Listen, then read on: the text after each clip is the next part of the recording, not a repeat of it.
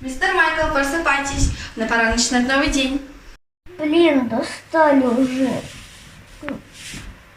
Мистер Майкл, ваш отец сказал, чтобы вы вставали вовремя к завтраку.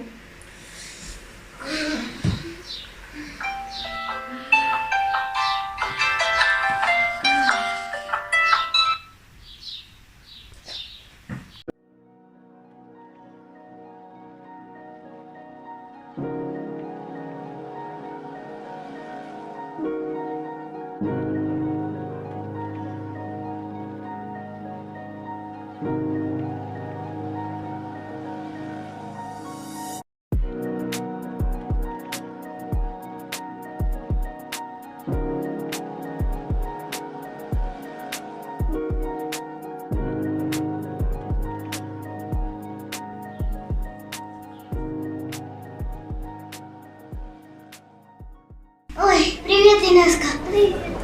Чуть не опоздала. Ну как там моя домашка? Она вообще проспала.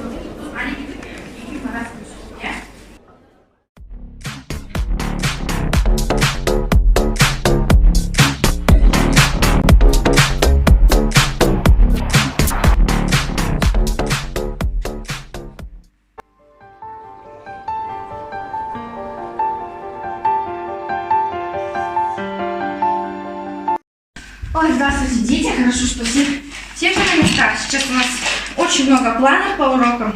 Мы должны все успеть. Давайте начинаем. Начнем с Лили и Дейзи. Дайте свои тетрадки на проверку.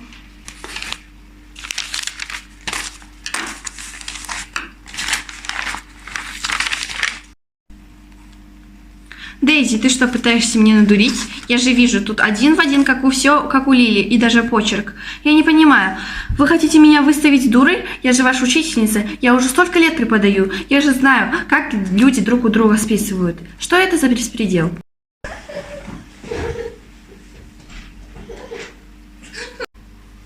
Можно выйти? Да, конечно. Дейзи, не плачь. Ой, теперь все думают, что я глупая. Никто так не думает. Пошли в класс.